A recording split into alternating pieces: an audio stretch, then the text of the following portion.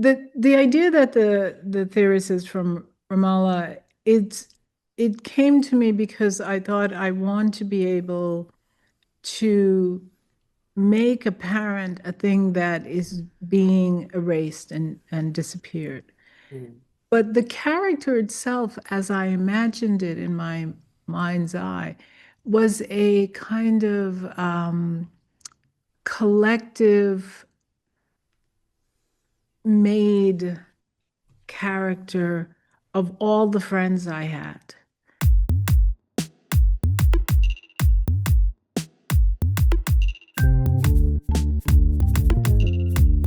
Hello and welcome to the Fiction Nonfiction Podcast from Literary Hub, where we believe that every issue in your social media feed or on the evening news has already been tackled somewhere in literature. I'm Christian Barter, author of the poetry collection, The Ends. And I'm Maritza McCauley, author of Neon Steel. And here's an extra person. Whitney, Terrell, author of the novel The Good Lieutenant. And I'm here today mostly just to operate the Zoom. What are you talking about? We've got a fantastic writer like Claudia Rankine on the show, and all you're going to do is sit there and run the Zoom. Come on, Whitney. I'll be listening closely. I'm sorry, I may be the new guy here, but sitting there is not enough, Whitney. That does not count as hosting. Why be here at all? Because I'm not a poet, and the poets can't run the Zoom would be my main problem. You and Jennifer are the experts at the poetry stuff. I don't want to come in here and say something stupid. That's just Whitney. Okay. I know what Whitney is up to. He's talking about whether to act or not, which is one of the many subjects of debate and discussion between the two main characters of Claudia Rankine's new book, Triage. Well, you could say that, or you could say that I'm just trying to explain why there's three of us here at this interview instead of just two. That's easy. It's because we're all fans of Claudia Rankine's work, and we're excited to have her on the show. So Claudia's groundbreaking trilogy includes Don't Let Me Be Lonely, an American Lyric, Citizen, an American Lyric, and Just Us, an American Conversation.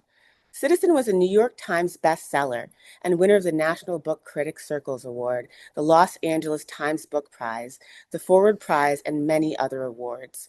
She's the author of The White Card, a play, and 3 previous books of poetry, Nothing in Nature is Private, The End of the Alphabet, and Plot. In 2006, she also co-founded the Racial Imaginary Institute. She's a former MacArthur Fellow, teaches in the NYU Creative Writing Program, and she's here to talk to us about her new book, Triage. Claudia, welcome to the show. Thank you for having me. Yes, we're so happy to have you. So Hi, excited. Claudia. I'm just going to start off with a pretty basic question because probably a lot of our listeners haven't yet read this book. So, on one level, this is the story of a friendship that unfolds over several decades. And in another way, it's a character study of the narrator's friend, the theorist. And for those who haven't read the book yet, could you just start by telling us about this person? Well, it's funny, it's a person, but it's also a position, actually. And I thought of it more of a a conversation. It's a sort of enactment of a conversation between two characters who have different ideas about how to deal with now. And by now, I mean the current sort of global situation as it relates to climate change, the war in Gaza, all the present situation in our government in the United States. So it's a way of almost creating a constellation about around these preoccupations. One of the rituals that happens between these friends who are engaged in this sort of dialectic begins in colleges. They physically collapse when they see each other. They fall down literally to the ground. But the book is also metaphorically exploring the idea of collapse as a physical thing, a mental thing, and especially an extended metaphor for this kind of response to the now. Could you talk about how did that first come to you? Was that an original idea of the book, or did it come as you were developing these characters? Well, the thing about the two characters, they have their origin stories in a way in my own experience in college. And while I was there, I did have a friend who, with whom I developed this game where when we saw each other, we would fall to the ground. And I cannot, it's 40 years ago. I don't know why we did this. I don't know why we came up with it, but we did it. And as I was thinking about our current situation, where suddenly we were told we weren't able to grieve certain people, we weren't able to respond to certain things. It felt like a moment where the only way to acknowledge the weight of the moment was to collapse. And I was sort of brought immediately back to that moment as a metaphor for this book. That was so wonderful. Um, so the theorist is from Ramallah. Her identity is deeply connected to the fact that she's been forced to leave Palestine.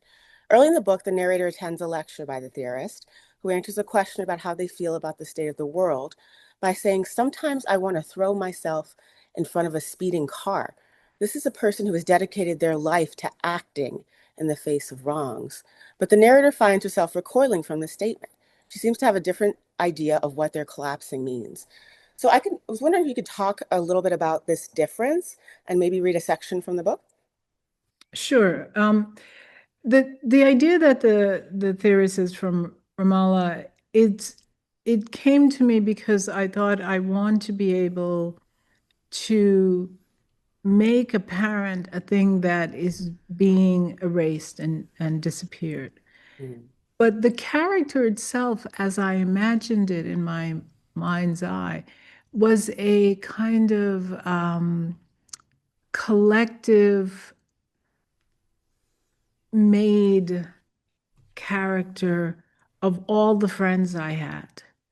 Um, so the book is not a memoir. I like to think of it as anti-memoir, but it takes its material from a life, from this life, the one I lived, and the people I know.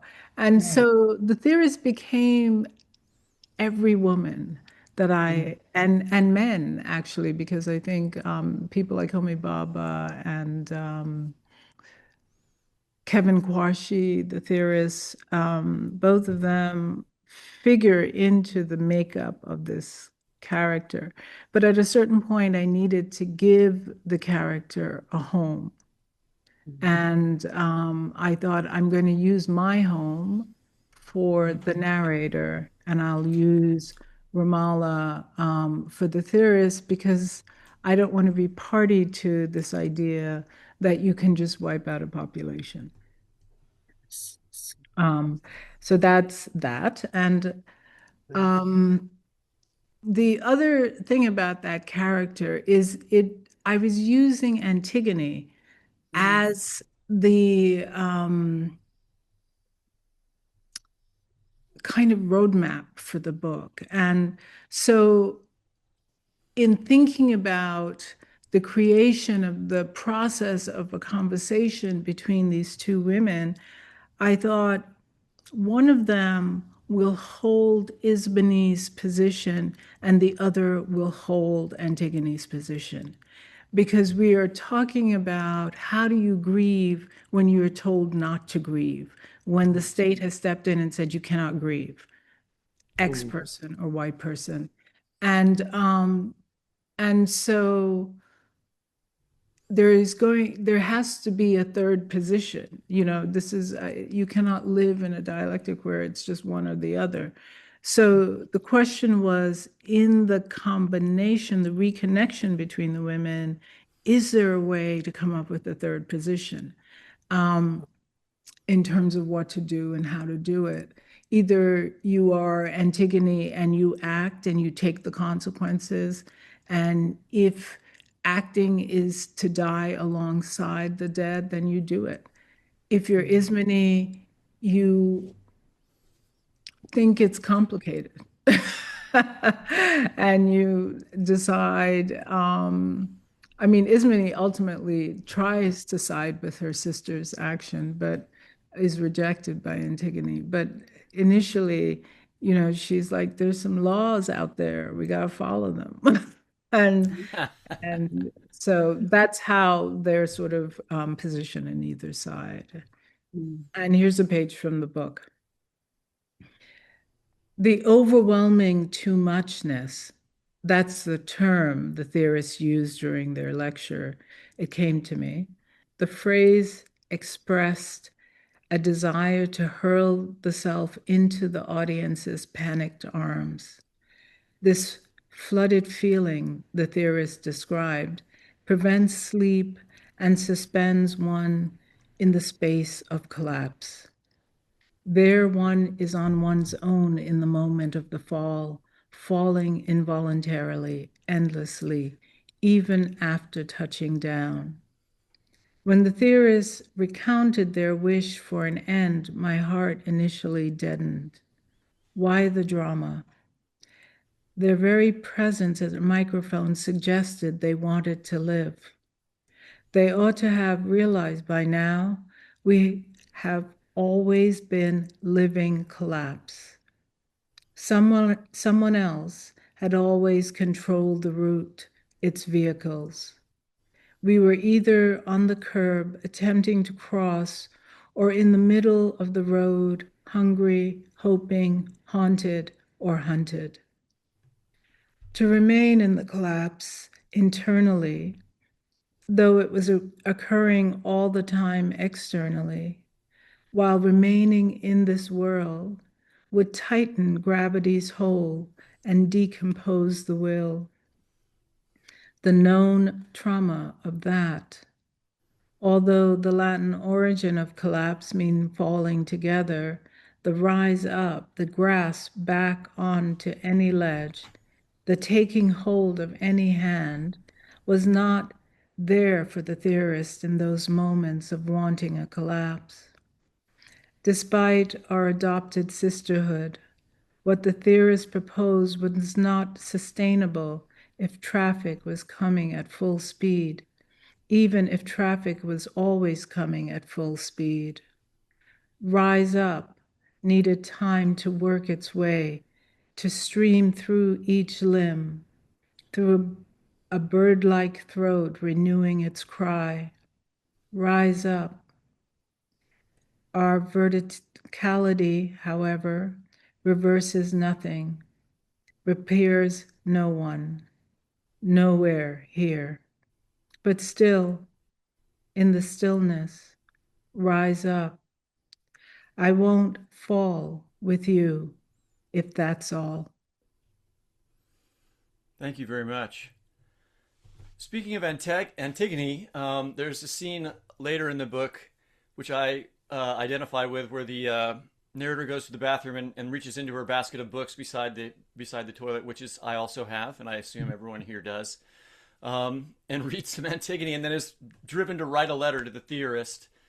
And that letter says, refers various policies of the second Trump term. Noted she's speaking, mimicking what they think, what the government is doing, right? No to trans people, no to choice, no to refugees, no to employment, no to FEMA, no to US and USAID, no to free speech. And then in response to these policies, the narrator reaches back into Antigone, which she had just read, and says, shouldn't our response at least echo what's already been said? Be whatever you want, and I will bury you. It seems fair to me to die doing it. Could you unpack that passage a little bit for us and talk about how it relates to this dialectic between the narrator and the theorist that you were just talking about? Well, I think, I teach at NYU, as you all know, because you know my. I would just like to put in a flag here to say I have a son at NYU right now, which he's very excited to hear that one of his faculty is going to be on the show. But I was so impressed by the students, their willingness to risk everything in service of their support, for Gaza, and for other things as well. And then we look at a place like Minnesota and how people have shown up and to the point of risking their lives and losing their lives. And so I, I really feel that in this moment, that is what is being asked of us. Are you willing to risk everything for anyone, or anyone, anyone actually?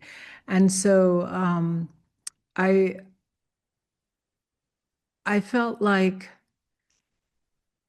the rise up in that passage that I read had to do with the importance of demonstration at this point, the importance of showing up.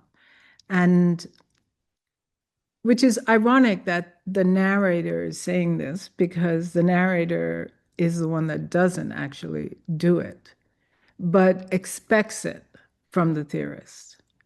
And to hear the theorist be in a state where the too muchness of now suddenly has put them in a place where they want to just collapse without rising up, disappoints them to the point of anger, I think.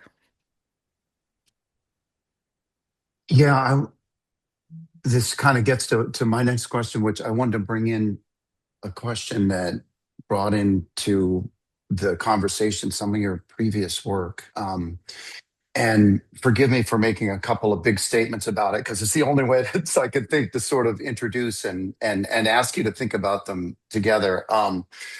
In the trilogy, which represents your prior three books, um, it seems like the reader is constantly aware of the power of language. I think about how in "Don't Let Me Be Lonely" we have these, there's all these references to like the language of the drug companies and the language that's on TV, the language that's on the news after 9/11, politicians.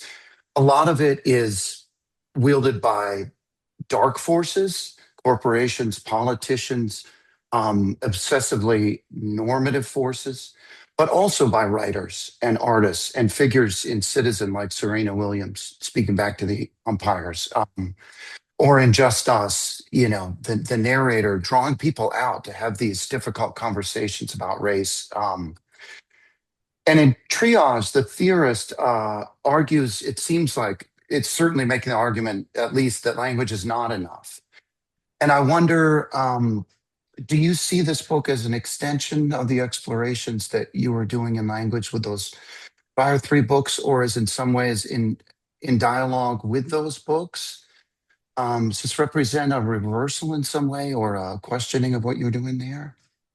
I don't think a reversal because the process of triage is the conversation. And I think the American Trilogy series was really about can people actually see the condition of the person in front of them? Can they speak to it? Can they talk to each other? Can they explain um, how they're feeling and have, a little bit of empathy maybe, or a little bit of history, perhaps, inform their behavior. But here, I would call it it's almost like triage is taking the advice of those books and performing the conversation. The book is actually organized into four conversation. I mean the lecture, but then they have three meetings by the end of the book in which they have they kind of state their positions and try and also reconnect in terms of their friendship. So I really wanted the book not to be a instruction, but a performance of, because the other thing that's going on now that I don't know if you all have experienced this, but within families, within friendships, people have come to a stalemate. They refuse to talk to other people because they have different positions. Um, and they see the unwillingness to engage as an action. They cannot perform an action outside of that directly relates to the dead bodies, but they can refuse to engage those who don't see how dire the situation is. And so I wanted to say, maybe let's look at what it is to just keep going in these conversations. That's what I was thinking about was, I mean, when I'm a novelist, so when I always remind myself, I do not have to agree with my characters, and I also don't have to resolve their differences. I just have to allow them to have the discussion, which is what I felt like you were doing in this book here. But did you yourself discover anything in allowing your characters to have this discussion through the course of? And there's a plot here. I mean, we're not talking about what happens at the end because we're not going to give away those kinds of things. I mean, good for people to read the ending. But did you yourself change in your thinking in the process of allowing these characters to have this discussion? Yes, I did. I I had an alternative ending actually to the book, and I sent it to my publisher as a finished product, and they all loved it, and we were done. And then I wrote them and said, that's not the right ending. And they were like, "What are you talking about? It's the perfect ending." And so then I rewrote the ending and sent it to them. And at first they were like, "No, this is not right." And I'm like, "Yes, it is right, actually." This is this is how it goes in a way.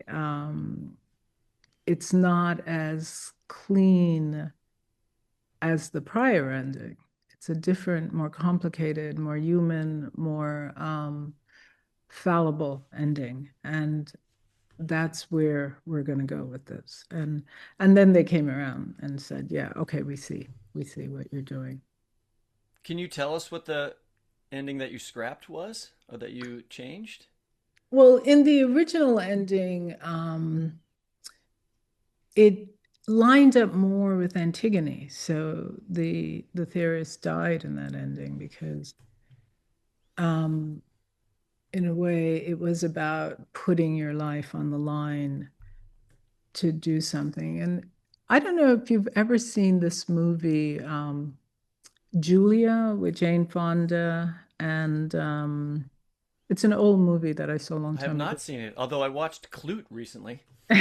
But in that movie, it's I think Vanessa Redgrave is sort of the Antigone character, and Jane Fonda is the Ismene character. And they have an ask as well. And the Vanessa Redgrave character ends up dying in her, it's during World War II, and she's fighting the Nazis. Um, and I rewatched that film and I thought, that's too easy out for this conversation because that's not exactly where we are. Where we are people struggling to contend with a global dynamic that's touching everyone as all these countries move to the right, as we are locking down, we are deporting, all of these things. There's nowhere in that you can go where it's not touching populations, whether it's Morocco or South Africa or many countries, all the countries in Europe, and certainly climate change in Asia, and everything is happening on at full speed in the United States. I just want to pivot a little bit and spend some time talking about craft because you're brilliant at a craft. So I want to talk a little bit about drafting a craft, crafting a series of brilliant shorter form pieces like those in Citizen and Don't Let Me Be Lonely that are kind of interconnected versus maintaining a sustained yet still emotionally complex narrative as you do in Triage? Well, I've said, somebody asked me about this before, and I said I could not have written Triage as a 40-year-old, maybe not even as a 50-year-old. There's something about being in the 60s where there are multiple things. I think having had cancer where I'm not feeling like I'm about to die, but once you have cancer, you think like everything I do better be the thing I'm doing because you just never know. And Right. and so I think it allowed me to do exactly what I wanted with Triage Wow. on the level of craft. And I think all of those years working on a book like Citizen that was really interested in the tightening of language to the point where there was no extra, that it just communicated the interaction and each word counted in a way that in the longer form, it doesn't quite work in the same way. Right. Um, the sort of just us, that was also a kind of archival, citational exploration that had as its impetus a kind of education around certain issues. Mm. And Lonely, probably more lyrical as well. In all of them, the use of images. But here in Triage, I thought, look, Claudia, I was talking to myself. So, look, Claudia, um, you've written nonfiction, you've written journalistic articles, you write poetry, why not use what you know from each of these genres to craft this, whatever this is? Yeah. And so I thought, okay, that will allow me to use the lyric as an internal, almost stethoscope, so that the language of poetry could come in when I wanted to go in. And the reader would have to kind of adjust to the adjustment of language in those moments. And then the more narrative would come out when it came out. The essayistic would be about talking about these art pieces. And all of it will have to live under the same umbrella. Mhm. And let's see if you can do it. And I hope I did. Absolutely. Absolutely. So your body of work has pushed boundaries and also illuminated the work that visual art can do for a book. In fact, in this book, like you just said, there is deliberate focus on visual art as one of the narrators. It's something that she does, something that she's always thinking about. Can you talk about the visual imagery in Triage, and maybe a little bit about why you return to this so often in your work using visual images? Well, one of the things that I am interested in is how to engage the body in the act of reading, so that you're not just looking at words and the words are coming in and you're translating them in your head. And the other thing is how to create space, quiet, actual quiet. Um, Pauses, those things interest me as much as what it is I'm writing on the page. And so for me, the incorporation of these incredible pieces of art are moments when the body has to do something else. And I love the fact that if you're looking at a piece of art, depending on who you are, you might recognize that piece of art, you might not recognize that piece of art, you might wonder um, where you saw it the last time. So all of these things are going on, and you will leave the text. You will leave the text for a while before you come back. If you come back, we hope you come back. Um, and so I love that. I love the freedom that suddenly the reader is creating their own associative mechanism in their head and building out from the image back into the text. And whether or not they see it as a grace note, a place where they're pausing and taking in, like in music, I don't know. But it feels, at least for me, it feels different in the body. And so I, in this book I didn't do it, but sometimes I'll use extra white space so that you just have to travel further to get to the next paragraph. Um, and that takes time in the head, in the mind, in the heart, in everything. And so for me, the metaphor of the couch as a place of rest extended into the reading experience so that you move from whatever you were reading into in the text into this image of rest, even if you don't actually, couldn't actually utilize the couch in that way. So that's, in this book, it's not, that's not always how I use the image, but in this book, in Triage, it really was about creating a sensorial register for the reader to travel a bit before they came back to the story or the conversation, really. It's a conversation. They're always the third person in the room. Um, so something I love about your writing from the time I read Don't Let Me Be Lonely, is how you use the work of other artists and intellectuals to explore a lot of the complex material in your work. There's also a sense in all these works of an ongoing dialogue with myriad other minds, which is amazing. Do you see it this way? Could you talk about how you incorporate other writers' work into your body work? Yeah, it's intentional, as you know, because I think every writer does this, but this idea that we're going to mask it seems to me ridiculous. Yeah, sure. And I, you could say it's a modernist